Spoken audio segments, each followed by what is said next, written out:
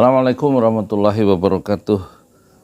Saya ambil dari Instagram ya, Anies Baswedan melalui PC dan kemudian direkam dengan aplikasi OBS selama 50 menit dan agak mengejutkan, ternyata Anies secara akademik adalah ekonom ya. Menurut dia bukan mata kuliahnya atau majornya bukanlah politik sebagaimana orang duga selama ini, tapi ekonomi. Jadi dia kaya dengan perspektif ekonomi dan mencoba dia sebelum menjadi di gubernur, ternyata di Paramadina saat dia menjadi rektor sudah mendiskusikan sejak lama tentang social market ekonomi ya. Bagaimana ekonomi pasar yang berbasis keadilan gitu. Jadi dia tesisnya bukan bagaimana melawan sistem lama, tetapi menemukan sebuah terobosan, kemudian terobosan itulah yang harus dibesarkan, dan dia terapkan gagasan-gagasan terobosan itu di kampung akuarium yang dulu digusur oleh Ahok. Ternyata itu adalah satu pilot project dari Anies, orang-orang yang dulu digusur dikembalikan lagi, kemudian dibentuk satu sistem ekonomi kerakyatan yang diberikan kaki keadilan. Selamat menyaksikan. Assalamualaikum warahmatullahi wabarakatuh. Mengulang sedikit soal itu. Jadi undangannya adalah bicara tentang ekonomi kerakyatan, dan pembahasan ekonomi kerakyatan ini sudah menjadi pembahasan rutin puluhan tahun, bukan hanya sekarang, dari dulu kita bahas. Tapi sebelum kita bicara lebih jauh, izinkan kami bercerita sedikit tentang konsep ekonomi yang biasa disebut sebagai social market economy. Kalau sekarang mereka malah menyebutnya social market environment economy.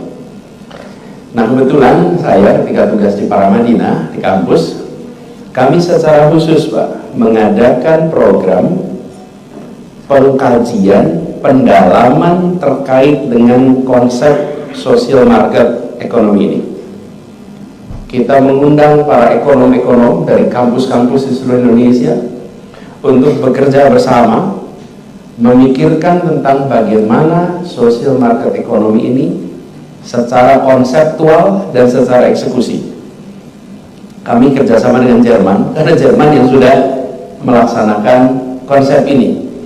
Jadi yang unik dalam penanganan ini, dalam konteks di Jerman, penanganan kemiskinan misalnya, kalau di sana itu tidak dikerjakan oleh kementerian yang mengurusin Kesra, tapi kemiskinan itu dikerjakan oleh kementerian yang mengurusin perekonomian. Jadi Menteri Pembangunan dan Kerjasama Ekonomi itulah yang mengurusi soal kemiskinan. Padahal di sana ada Kementerian Sosial dan Tenaga Kerja.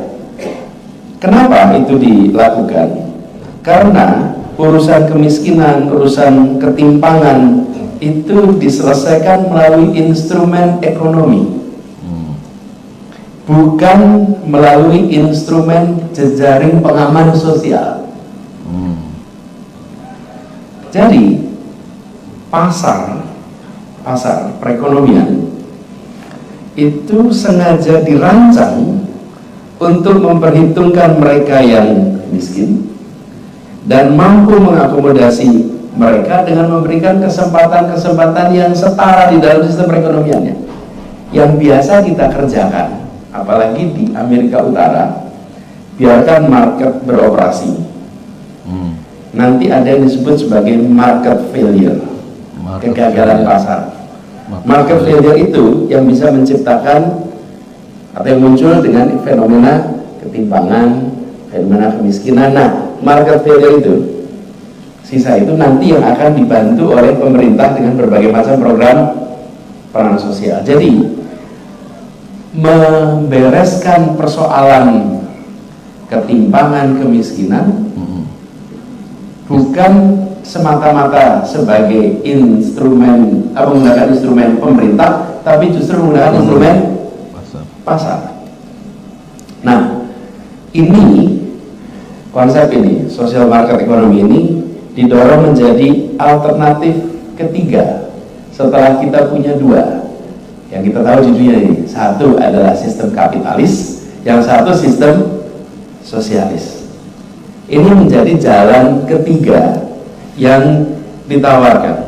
Dia menggabungkan sistem ekonomi pasar, sistem ekonomi kapitalis dengan kebijakan-kebijakan sosial yang memastikan adanya kompetisi yang adil di dalam pasar dan di dalam meraih kesejahteraan bersama.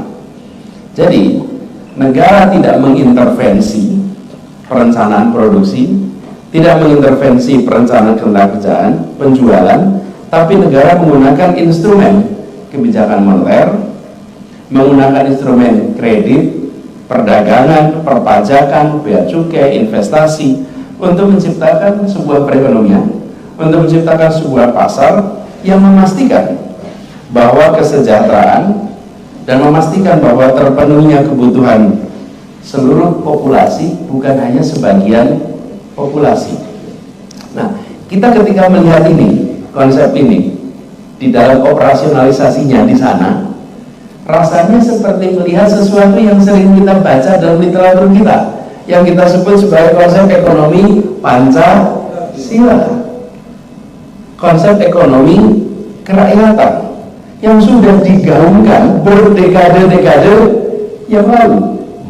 Adi Sasono dan lain-lain. Kalau kita lihat, saya cek di sejarahnya social market economy ini, itu pertama kali di Jerman itu tahun 49. Sebenarnya kita lebih awal bicara tentang bagaimana ekonomi kerakyatan, ekonomi Pancasila itu sudah jauh sebelum tahun 49. Tapi ada bedanya, Bapak Ibu. Apa bedanya ini? Bedanya kita yang membawa konsep ekonomi kerakyatan, konsep ekonomi Pancasila berhenti di wilayah filsafat. Ekonomi Pancasila sebagai filosofi. Sementara mereka yang berada di dalam social market economy bergerak sampai modeling. Bagaimana hitungan matematikanya, bagaimana model perekonomiannya, fungsi produksinya seperti apa. Jadi di kita berhenti di wilayah filsafat, kan itu nggak bisa didebat, pasti semua setuju. Pasti semua setuju. Filsafat-filsafnya adil kok, mana ada yang nggak setuju sama adil? Pertanyaannya, bagaimana menjelaskannya? Nah kita, generasi, kalau boleh saya cerita sedikit sejarahnya, Bung Hatta dan generasinya berbicara tentang ekonomi yang berkeadilan, pasar yang berorientasi pada kesejahteraan semua, bukan berorientasi pada kesejahteraan sebagian. Itu generasi Bung Hatta. Generasi berikutnya dikirim sekolah ekonomi rame-rame ke negara yang mengadopsi sistem kapitalis. Berangkat rombongan ke sana, dan kemudian di sana tidak sedikit pun belajar unsur sosialnya di dalam pasar. Teknik-teknik kebijakannya, modeling ekonominya, semua mengasumsikan pasar tanpa unsur sosial. Dan berbondong-bondong mereka pulang ke Indonesia, lalu menyusun perencanaan perekonomian Indonesia, tidak menggunakan kiblat yang disusun Bung Hatta, tapi menggunakan kiblat yang dipelajari ketika berada di sekolah tempat mereka belajar. Dan saya salah satu yang terbawa dalam rombongan itu.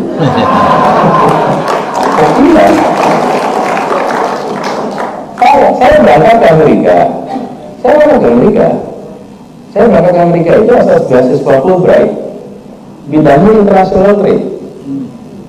Saya ini sebetulnya bidang politik, bidang saya fakultas ekonomi. Saya sarjana ekonomi, ambil bidangnya adalah bidang international trade. Di sana bicara tentang ekonomi internasional, ekonomi policy.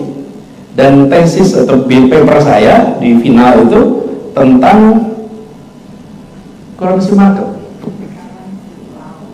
Tentang apa itu currency market itu? Pasar mata uang. Dan bagaimana mengelola currency market itu dengan benar, gitu kira-kira. Nah, tapi untungnya, fondasi yang saya bawa berangkat itu fondasi yang saya pelajari dari Bapak Mubianto. Karena saya belajar ekonomi di Fakultas Ekonomi Universitas Gajah Mada, guru saya namanya Profesor Mubianto yang bicara ekonomi Pancasila.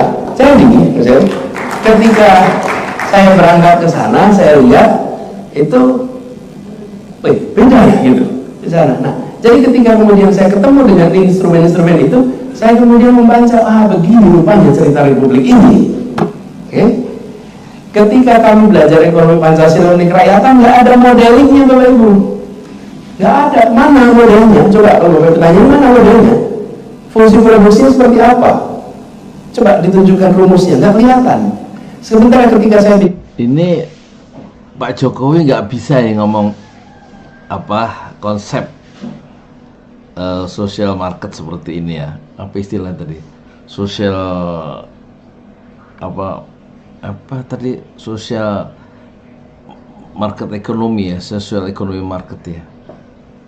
Meskipun dia menjadi eksportir furniture selama 15 tahun, tetapi selama 10 tahun narasi-narasi yang dikembangkan yang kita dengar dari celah-celah bibir Pak Jokowi nggak secanggih Anies ya, yang padahal Anies belum jadi presiden ya.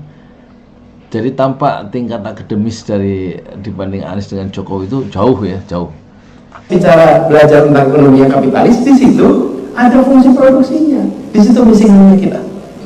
Oke? Karena itu ketika saya kemarin bertugas sebagai rektor di Universitas Madinah, saya bicara, yuk kita bahas bagaimana menerjemahkan ekonomi kerakyatan, ekonomi Pancasila dalam sebuah model-model perekonomian, model-model ekonomi yang matematikanya bisa dihitung.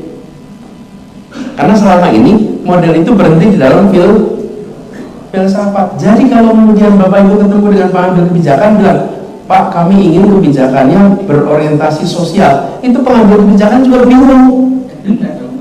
Tunjukkan saya caranya. Kalau dalam pidato saya bisa pidatokan, tapi kalau tunjukkan kebijakan, apa yang saya harus kerjakan? Kenapa contoh dari social market ekonomi di Jerman? Dan itu ada ilmunya sekarang. Dan yang menarik, kampus-kampus di Amerika Serikat mulai mengimpor dosen-dosen dari Jerman untuk mengajarkan social market ekonomi di pusatnya kapitalisme di Amerika Serikat. Berbondong-bondong sekarang mereka diundang, namanya social market bagaimana pasar dengan spirit keadilan. Nah, ini Ibu sekalian, PR kita yang harus kita tuntaskan. Pada tingkat praksis sih kita nggak punya model tadi katanya ekonomi ekonomi itu social ekonomi market apa sih tadi, social market ekonomi ya, social market ekonomi. Ketika kita mengkaji dengan banyak ekonomi Indonesia, semuanya merasa alhamdulillah akhirnya filosofi yang kita punyai itu punya instrumen aplikasinya. Nah, ini kemudian yang harus kita dorong. Jadi kalau kita tidak membereskan ini di level para pakar ekonomi, maka sampai kapanpun kita akan bergerak dua arah. Filosofinya kerakyatan, alatnya kapitalis. Karena di alat kita nggak punya. Yang bergerak kapitalis juga mencoba untuk mencari justifikasi filosofinya, kan? Dengan cara negara hadir memberikan bantuan-bantuan sosial atas ketimpangan yang muncul akibat pendekatan yang kapitalis. Nah, ini sekalian yang saya merasa PR ekonomi kerakyatan ini masih slogan, masih menjadi filsafat. Jadi ke depan kita harus melakukan pengembangan keahlian di dalam menerjemahkan filsafat ekonomi kerakyatan menjadi instrumen kebijakan ekonomi kerakyatan. Jadi ini membuat ekonomi Pancasila, ekonomi kerakyatan itu tidak menjadi suatu yang utopis. Kalau sekarang ngobrol tentang ekonomi Pancasila di kalangan ekonomi itu mana? Ya itu utopis itu. Pasti begitu. secara terbuka ya semuanya pasti bagus lah, namanya juga filsafat keadilan. Ada yang tidak setuju, tapi dalam prakteknya model matematiknya tidak ada, kebijakan publik yang kokohnya juga belum ditemukan. Nah, salah satu yang sering juga disebut dan juga sering dibahas, tapi terasa ini salah satu kekuatan Anies ya, dia selalu bekerja berdasarkan narasi yang dibangun oleh gagasan-gagasan besar, ide-ide besar yang dinarasikan, itulah yang menjadi panduan untuk membuat program-program, termasuk ekonomi kerakyatan. Itu menjadi persoalan meskipun gagasan besarnya sudah ada, tapi aplikasinya itu modelnya belum pernah dicoba, belum pernah ditemukan ya dalam tingkat negara. Masih sebagai slogan, itu adalah kalimat koperasi adalah soko guru perekonomian Indonesia. Mirip bukan? Iya, mirip. Koperasi sebagai soko guru. Soko guru itu artinya apa sih? Yang utama. Tiang yang di tengah, tiang yang penyangga, dan kenyataannya apakah koperasi ini sudah menjadi soko guru atau masih sekedar pavilion? Ini kenyataannya nih, ya kan? Apa masih di tanah sih? Belum masuk di utama nih, belum masuk di utama. Dan apakah koperasi sudah menjadi penyedia solusi utama bagi masalah-masalah besar bangsa, masalah-masalah besar perekonomian, masalah-masalah besar kesejahteraan? Rasanya belum. Betul ya? Rasanya belum. Dan bila koperasi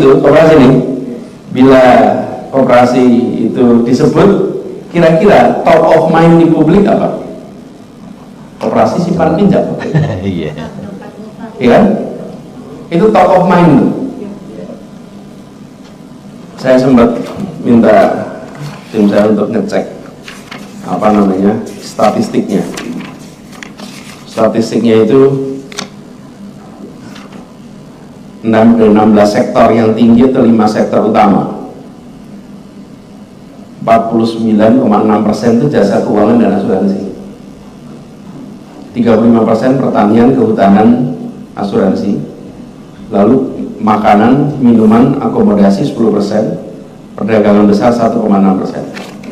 Jadi separuh itu bidangnya jasa keuangan. Jadi simpan pinjam, dan di antara simpan pinjam itu ada yang sangat terkenal, Kospin.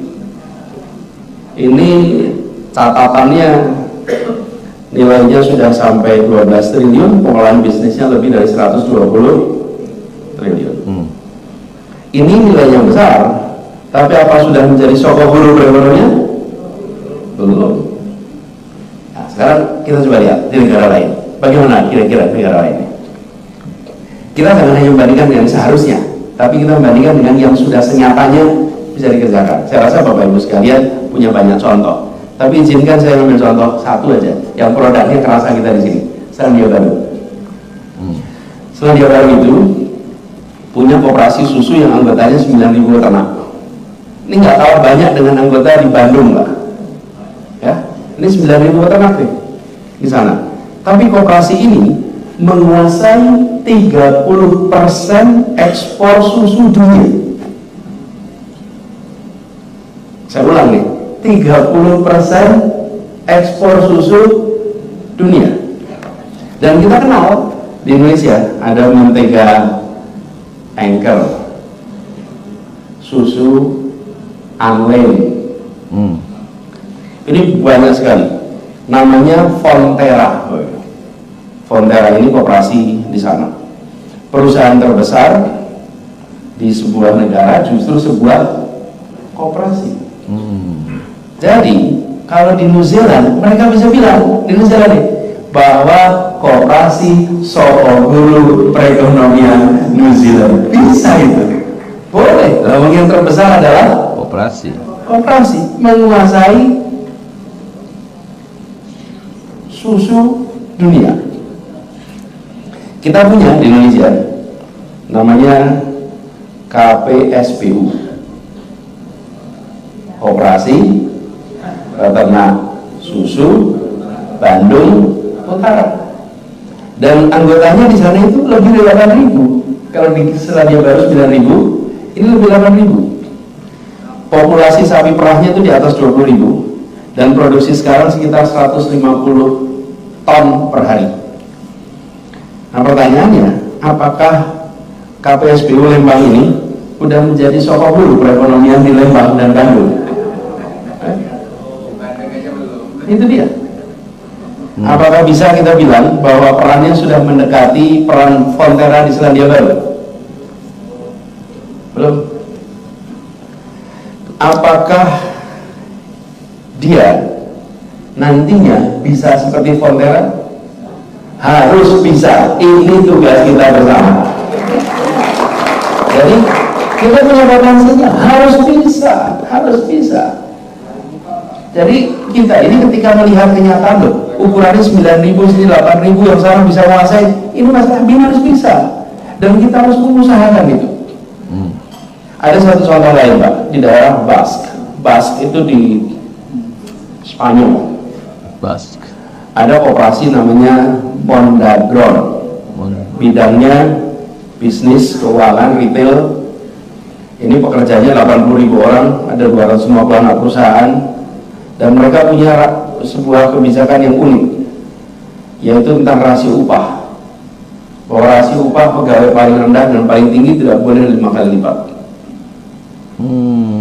Dan mereka ikut menentukan arah kebijakan. Ketika Spanyol kemarin menghadapi kontraksi, krisis global, mereka bersama-sama mengambil keputusan bukan mengurangi tenaga kerja, tapi mengurangi gajinya, mengurangi anggarannya secara bersama-sama, tapi tenaga kerjanya tidak dikurangi. Inilah contoh ketika fungsi produksinya itu berubah. Kita biasanya dalam perekonomian itu total produktivitas itu ada fungsinya. Ada sumber daya kapital nomor 1, labor, tanah, teknologi, kemudian dia menjadi satu persamaan fungsi produksi. Nah, ini contoh ekonomi kerakyatan. Ada juga contoh lain di Yunani, Pulau Sifnos. Ini penduduknya sekitar 3.000 orang, bikin koperasi, memproduksi listrik dari sumber terbarukan untuk 100% kebutuhan listrik sendiri. Jadi mereka bikin surya panel, bikin kincir angin, dan kemudian mereka gunakan itu untuk semuanya. Dan di Jerman hari ini 50% energi terbarukan itu dihasilkan dan dimiliki oleh komunitas-komunitas bentuknya koperasi. Luhut Binsar Panjaitan ketika bicara tentang ekonomi Indonesia itu sangat pragmatis ya, hanya terjebak pada jumlah potensi gas itu berapa, terus bisa diekspor berapa, bisa diubah nanti turunannya bagaimana. Tapi konsep-konsep yang sifatnya berbasiskan keadilan itu tidak pernah keluar ya, dari Luhut Binsar Panjaitan. Apalagi soal social market ekonomi itu jauh ya dari pikiran Luhut, karena dia memang seorang kapitalisme murni yang ada di benak Luhut Binsar Panjaitan dalam mengelola Indonesia ya. Tapi sekalian 50% dari energi terbarukan di Jerman dihasilkan lewat koperasi. Jadi ini contoh nyata ketika filosofi itu diturunkan dalam bentuk kebijakan, diturunkan dalam bentuk model, begitu dieksekusi dahsyat dampaknya. Itu tadi cerita Selandia Baru, cerita Spanyol, cerita Yunani. Sekarang saya cerita Jakarta, boleh ya? Jakarta. Walaupun nggak pensiun barunya, ada pensiun, tapi saya cerita Jakarta, boleh kan? Jadi ketika kami bertugas di Jakarta, kita melihat ini nggak bisa. kita membiarkan begini saja, negara rakyat berinteraksi tanpa ada sebuah institusi yang mengatur bersama. Jadi kekayaan reference of theory yang kaya dari Anies Baswedan itulah yang membuat dia mengambil keputusan itu memiliki kaki ya, keadilan, kesetaraan.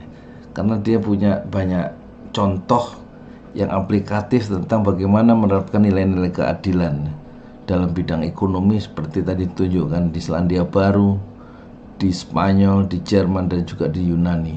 Dan dia melihat ada masalah ketika dia menjadi gubernur DKI, bahwa keadilan itu hilang ya dalam ruang-ruang kebijakan negara ya, dalam mengurus ekonomi rakyatnya. Jadi kita gunakan pendekatan koperasi ini untuk sebuah dalam tanda kutip policy eksperimen, policy breakthrough yang belum pernah terjadi sebelumnya. Kami ini di pemerintah kalau membangun rumah susun, lalu pengelola rumah susun itu akan berurusan dengan setiap warga yang ada di situ, tagihannya, maintenance-nya, begitu kira-kira. Semua kita kerjakan. Nanti pada bayar tuh bulanan. Sebenarnya apa kalian? Nah, kampung akuarium itu kampung yang dulu digusur, hilang, kemudian kami bangun kembali kampung itu. Dibangunlah tower di sana, dan warganya kembali masuk ke sana. Nah, ini kita ubah konsepnya. Bukan pemerintah berurusan dengan per warga, kami minta mereka membuat koperasi untuk mengelola itu semua. Namanya Koperasi Akuarium Bangkit Mandiri. Mereka menjadi entitas berkumpul di seluruh warga yang tinggal di sana harus anggota koperasi. Tanpa anggota koperasi tidak bisa ikut tinggal di rumah susun. Harus. Lalu seluruh pengelolaan rumah susun itu dikelola oleh koperasi. Pembayaran bulanan oleh koperasi. Jadi negara tidak berurusan langsung dengan rakyat, tapi berurusan lewat koperasi. Kan kita biasanya panggil manajer apa? Bikin PT mengelola rumah susun, benar? Manajemen building. Lah kenapa manajemennya PT? Apa yang terjadi ketika ini dilakukan? Semua memiliki peran yang sama. Ya Bapak Ibu tahu lah prinsip peran koperasi. Apa yang terjadi? Kemudian warga itu bersatu, bekerja bersama, dan berurusan dengan pemerintah sebagai sebuah entitas. Jadi kami bukan malah berinteraksi dengan warga langsung dan memecah belah warga, bukan. Justru kami ingin warga bersatu lewat entitas koperasi. Ini sudah dijalankan, dan itu pertama kali ada pemerintah mengelolakan sebuah tempat miliknya. Ini kan asetnya aset pemerintah, tapi oleh koperasi. Itu lamanya di mana? Lamanya cari regulasinya, Bapak Ibu. Apa artinya? Kita tidak memiliki policy framework yang memberikan ruang pada koperasi untuk mengelola seperti ini. Itu. Jadi yang saya katakan tadi, selama kita tidak menerjemahkan di dalam bentuk regulasi, ini sulit koperasi itu tumbuh. Ahok yang menggusur kampung akuarium tentu tidak punya model bagaimana mengembangkan masyarakat kelas bawah di DKI kecuali sekedar menggusurnya ya. Dan tidak ada wawasan koperasi yang berkeadilan dalam kepala Ahok, juga dalam benak Jokowi waktu menjadi gubernur mau sekaligus menjadi presiden ya. Ini memang ilmu pengetahuan itu penting untuk melakukan perubahan sosial yang berkeadilan ya. Dan Anies adalah salah satu atau satu-satunya jawaban di masa depan tentang keadilan sosial, atau istilahnya tadi social market ya, ekonomi. Sulit regulasinya disiapkan. Jadi kami itu bertaruhnya di mana? Nanti kalau pemeriksaan BPK bagaimana? Betul kan? Nanti kalau penghitungan dalam tanda kutip nilainya yang layak seperti apa? Oh, itu rumitnya di situ. Nah, ini sudah kita lakukan. Jadi kami ingin bilang begini Bapak sekalian, kalau kita mau menanyakan apa yang akan dikerjakan besok, jangan tanya apa isinya besok dikerjakan. Semua orang bisa ngarang apa saja Bapak Ibu.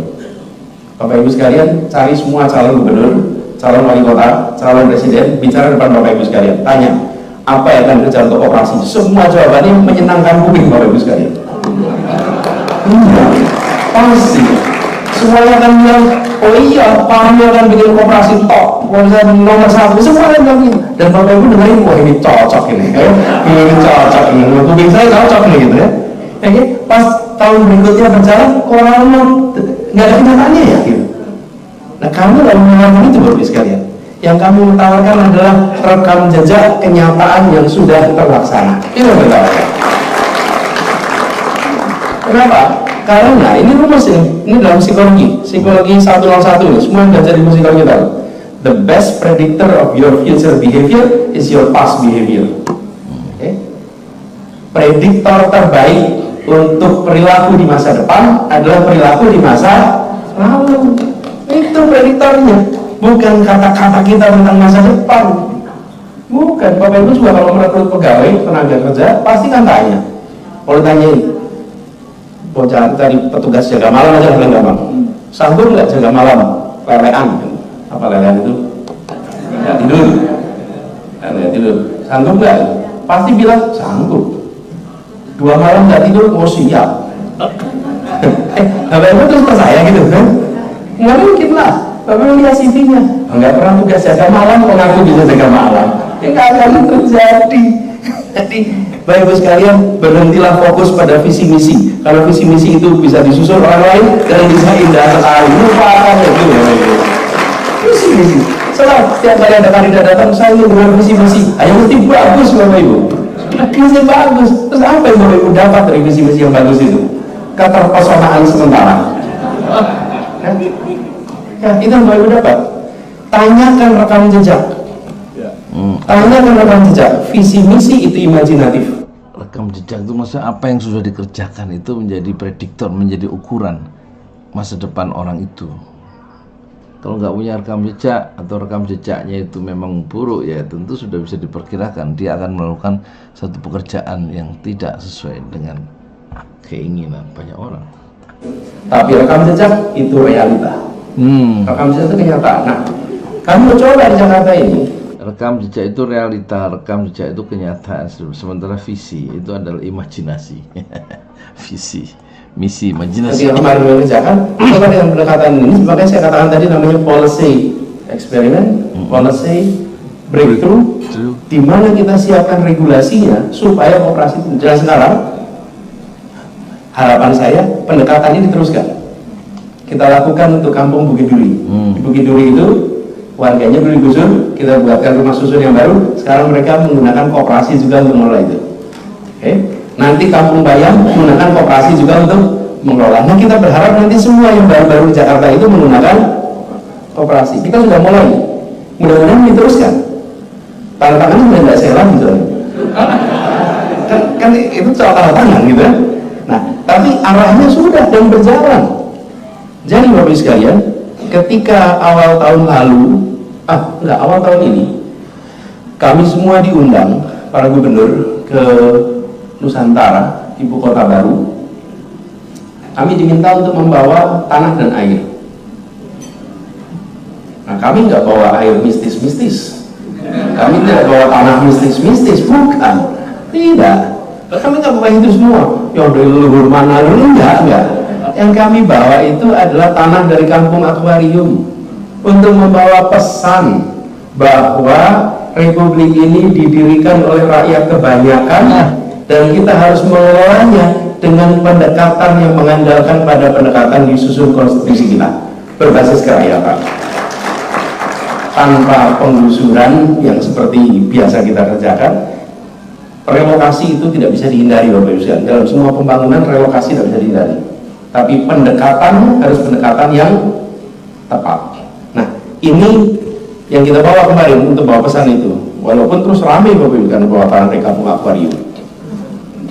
Tapi kita ingin membawa pesan bahwa ya kalau ke depan kita harus bicara tentang bagaimana membuat koperasi ekonomi kerakyatan menjadi salah satu strategi utama dalam mengendalikan dampak berlebih dari ekonomi pasar bebas. Kapitalisme dan ekonomi pasar bebas ini, Bapak sekalian, sebetulnya ini relatif baru. Sebelum kapitalisme apa namanya, Bapak sekalian? Sebelum ada kapitalisme? Merkantilisme. Feodalisme, Bapak Ibu. Itu sebelum ada kapitalisme namanya feodalisme. Dan di bangsa kita punya feodalisme itu. Ada. Sebelum ada social market ekonomi, sebelum ada kapitalisme, ekonomi kita ini dikuasai oleh tuan tanah dan kaum aristokrat. Kaum aristokrat, para ningrat, mereka memperkerjakan orang-orang kecil, dan orang-orang kecil ini nurut saja karena mereka menghadapi potensi kelaparan, ketidakterdidikan, penderitaan. Nah, ini sudah berjalan panjang. Baru kemudian mulai abad 15-16 di Eropa muncul terobosan tentang perekonomian berbasis kapitalisme, dan feodalisme ini di Eropa mengalami pergeseran. Tapi di tempat kita feodalisme itu masih jalan terus agak panjang. Jadi saya ingin sampaikan bahwa munculnya kelas pedagang, munculnya variasi market based ekonomi itu fenomena baru dan punya tingkat kesuksesan yang bervariasi. Nah, kita melihat, Bapak sekalian, Anies Baswedan ini pinter ya, karena basisnya memang secara akademik dia ekonomi katanya tadi kan, dan tesisnya tentang jurusannya majornya itu international trade ya. Orang mengira dia ngambil politik ya, tapi sebenarnya basisnya ekonomi ya. Makanya sejarah tentang pergeseran dari aristokrasi atau feodalisme di Eropa menjadi kapitalisme, yang sekarang kapitalisme menyisakan kesenjangan itu dia begitu fasih ya, menjelaskan itu, kemampuan untuk menjelaskan sejarah perekonomian dunia itu begitu fasih ya di tangan Anies Baswedan ya. Dan ini tidak pernah kita lihat dari ucapan-ucapan Ahok yang waktu itu hanya marah-marah, atau ucapan dari Pak Jokowi yang hanya mengundang orang-orang untuk berinvestasi dan kita jual dengan cara yang menarik mereka, atau dengan bahasa lain kita jual tanah kita dengan cara negeri kita dengan cara yang murah ya. Dan ini yang tidak konsep-konsep tentang keadilan itu ya, sebagaimana menjadi bacaan atau menjadi sumbu keseluruhan untuk memahami Anies Baswedan, itu kita tidak dapatkan ya narasi keadilan itu dari celah-celah bibir Pak Jokowi dan Ahok ya, waktu mereka menjadi penguasa, baik sebagai gubernur maupun sebagai presiden. Kapitalisme ini telah berhasil mempercepat peningkatan kesejahteraan penduduk bumi secara agregat. Secara agregat kita menyaksikan itu. Jadi gedung ini, kenyamanan yang kita nikmati ini, itu contoh bagaimana sebuah pendekatan itu berhasil memberikan kenyamanan hidup bagi begitu banyak orang.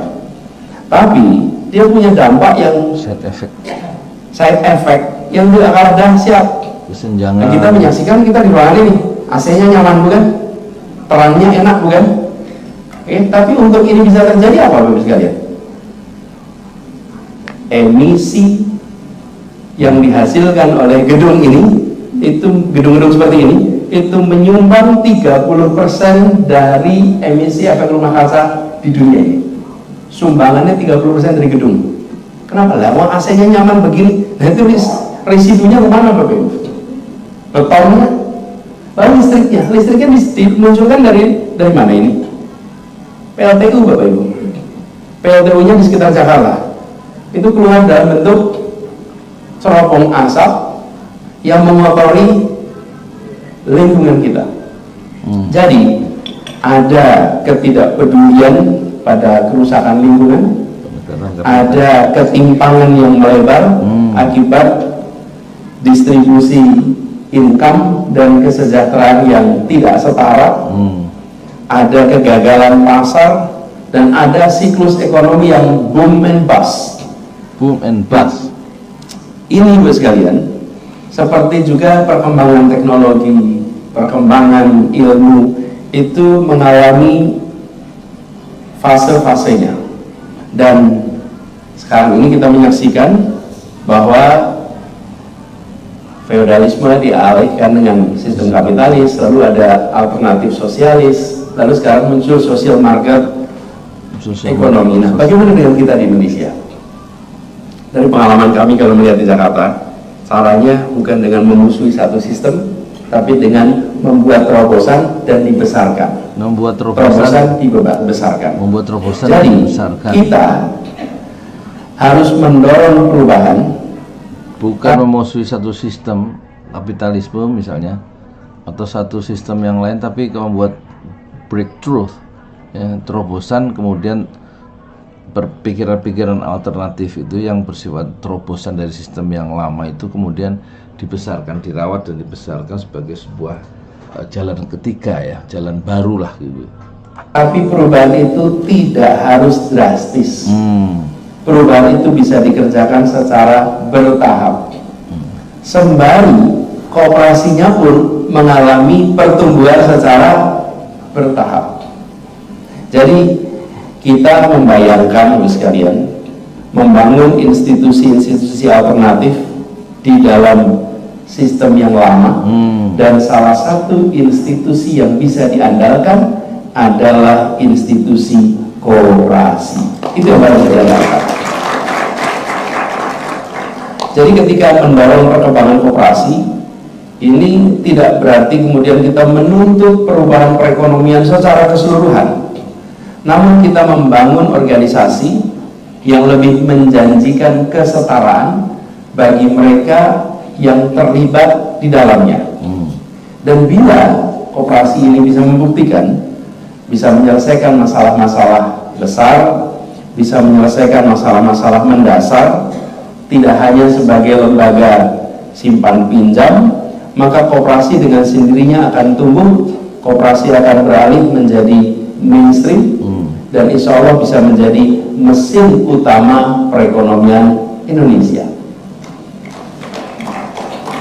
Jadi kita ingin Bapak Ibu sekalian punya koperasi sekelas Fonterra, Selandia Baru, yang bisa menghasilkan keadilan sosial seperti yang di Mondagron, yang bisa seinovatif seperti di Sivnov Island.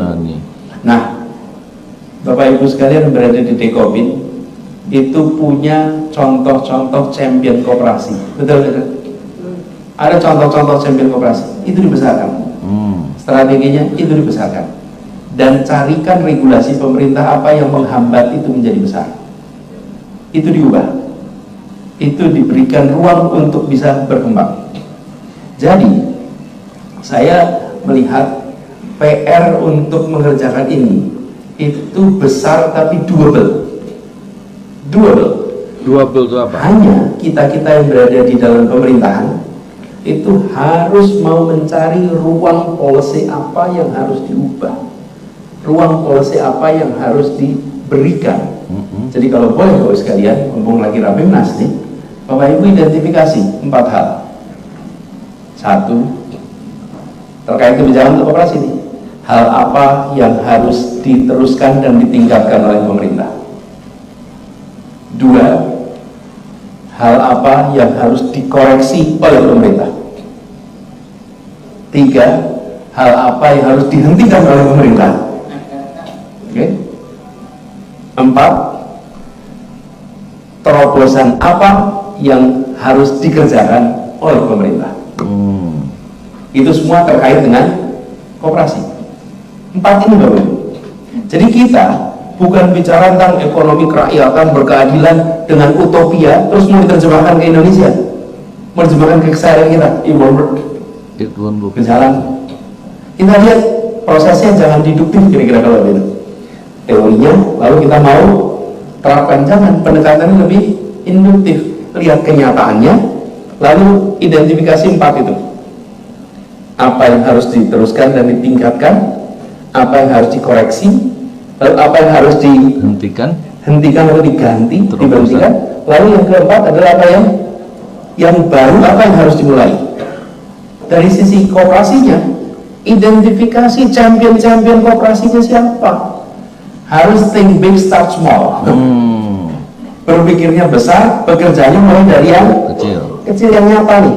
Jadi kalau tadi kita bicara koperasi peternak susu Bandung Utara misalnya, atau Kospin misalnya nih, ya apapun, Bapak Ibu yang lebih tahu, Bapak Ibu berada di dalam institusi ini, mana yang bisa jadi champion, mana yang bisa menjadi pembuka, identifikasi itu. terobosannya. Lalu seriusi untuk itu diberikan ruang tumbuh berkembang, sehingga nantinya kita bisa memiliki contoh-contoh. Itu sekedar informasi, saya tidak menghentikan pengelolaan rumah susun lama di Jakarta diubah jadi koperasi, tidak Bapak Ibu. Saya menerapkan pada yang baru, yang lama belum diganti. Kenapa? Biar yang baru ini terbukti dulu nih, jalan terbukti berapa tahun, 5 tahun, 6 tahun, lalu dilihat, nah baru nanti yang lainnya mengalami perubahan. Kita kadang-kadang kalau bikin perubahan tuh pengen sekarang, pengen lakukan, tepuk tangan buat pemilu, ditunjukkan, gitu Bang. Jangan, bukan semua. Ini bukan, ini perubahan untuk kesejahteraan rakyat. Jangan kita kerjakan semuanya, pokoknya asal kelihatan angka statistiknya keren. Jangan. Senyatanya terjadi perubahan. Jadi kami kebijakannya yang baru kita terapkan dengan pola kooperasi. Yang lama nggak sentuh. Ini kira-kira ke depan saya berharap Dekopin ambil positioning ini. Ambil positioning ini. Jadi Rapimnas ini harapannya itu bisa mengambil isu-isu strategis yang tadi saya usulan ini. Pikirkan sama-sama. Dan harus kita manfaatkan momentum pasca pandemi ini sebagai kesempatan untuk restarting our economy on the right track. Restarting economy on the right track. Pemerintahnya memberikan ruang, akademiknya mulai memasukkan itu yang saya sebut tadi sebagai ekonomi kerakyatan, sebagai konsep perekonomian. Lalu semua yang bergerak di bidang koperasi itu mengidentifikasi. Jadi nantinya ketika kita bicara tentang cita-cita Republik ini menghadirkan keadilan sosial, maka keadilan sosial itu bisa diraih lewat proses perekonomian yang baik, yang benar, bukan sekedar dari tangan pemerintah. Dan dengan begitu maka itu self-sustain. Bagus sekalian, kesejahteraan berkeadilan yang lewat mekanisme pasar itu self-sustaining. Kalau berkeadilan lewat kebijakan pemerintah, pemerintahnya ganti bisa tidak sustain, Bapak Ibu. Tapi kalau lewat mekanisme pasar, dia akan self-sustaining. Nah, selama ini, kalau saya itu sebagai kalimat bahan penutup, selama ini kita mengasumsikan mekanisme pasar itu efisien, tapi kita tidak memasukkan unsur fairness, justice di dalam ekonomi pasar. Itulah yang kira-kira nanti harus kita kerjakan sama-sama. Jadi Bapak sekalian saya hormati, ini adalah harapan, ini adalah cerita. Bagus ya, ininya membuka wawasan, memperkaya wawasan bagaimana unsur keadilan sosial itu bisa memiliki kaki dalam kehidupan rakyat banyak ya. Ini yang betul-betul baru dari Anies Baswedan, tapi sudah diterapkan di satu komunitas atau satu kelompok sosial yang tergusur dan baru, direlokasi dan kemudian diberikan satu pendekatan baru, yaitu ekonomi kerakyatan yang berkeadilan tadi.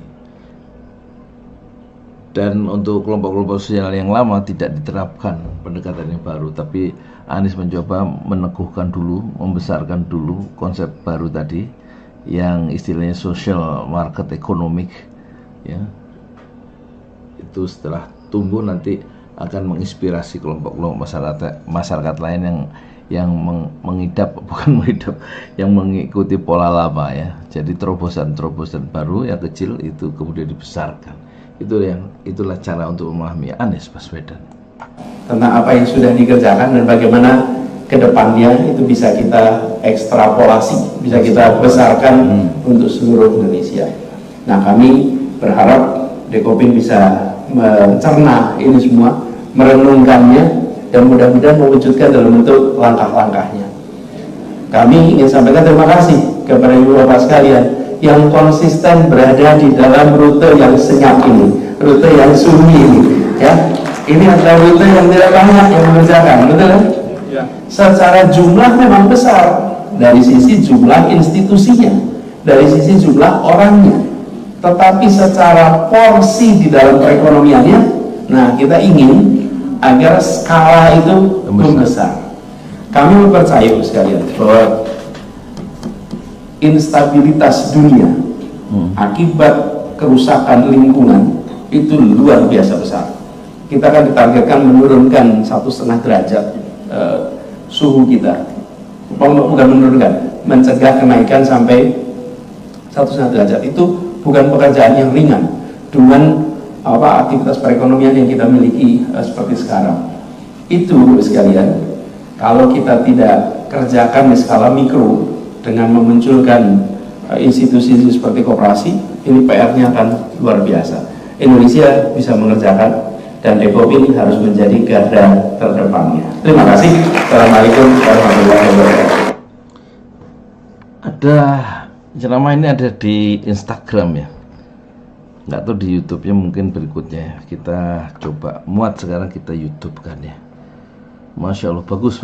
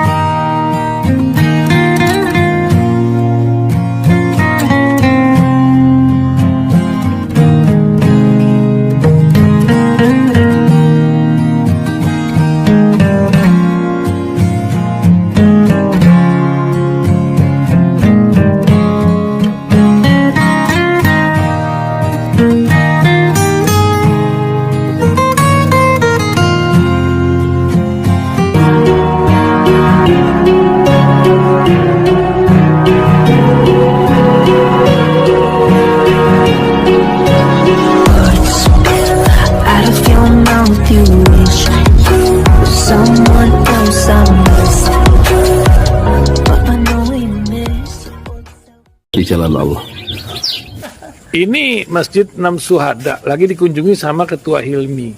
Modal awalnya berapa Pak Yudi Pramuko? 750.000 rupiah aja. Jadi ini 500 jutaan nih barang. Sekarang udah habis 310. Masya Allah, tuh udah pakai keramik, laponnya tinggal. Granit tuh kayak marmer. Tuh. Masya Allah nih, sampai juga kita ke sini. Masjid Enam Syuhada, ngapa namanya Masjid Enam Syuhada ya, Pak Yudi? Kita mau mendokumentasikan perjuangan dakwahan nama anak muda pengawal Habib Rizik Syihab itu. Masya Allah. Yang dibunuh sama orang jahat di kilometer 50. Kilometer 50 ya. Itu kan simbol memperjuangkan dakwah itu kita harus memberikan segalanya untuk Islam kan ya. Masya Allah. Dan nama anak muda itulah yang sudah memberikan segalanya untuk Islam. Masya Allah. Nanti nama pemuda itu ada juga di sini mungkin diterapkan? Mungkin namanya Enam Syuhada. Enam Syuhada itu, Enam Syuhada dipasang di sini. Enam Syuhada. Bip Ali, apa yang dikomentarin dari ini semua, Bip Ali? Masya Allah, luar biasa. Dari uang 700.000, kalau pengen ternyata bisa. Bisa. Allah kirim. Tuh, bisa. Ya, dengan masuk satu gang kecil, tapi Bapak ini luar biasa. Kecil tuh. Masya Allah ya. Satu call aja. Masya Allah. Perjuangan Pak Yudi Pramuko, YouTuber sejagat paling tua. Tertua di semesta. Tertua di semesta. Masya Allah. Tukang donat. Tukang donat. Tukang donat dari Paru. Ini saya laporkan dari lapangan ini, langsung dari Masjid Enam Syuhada. Masya Allah. Dan ini dia. Dalam lihat ah. Tuh lihat tuh masjidnya. Tuh imamnya di situ tuh. Malam-malam lagi kita. Masya Allah. Masih kurang nih. Atapnya katanya transfer.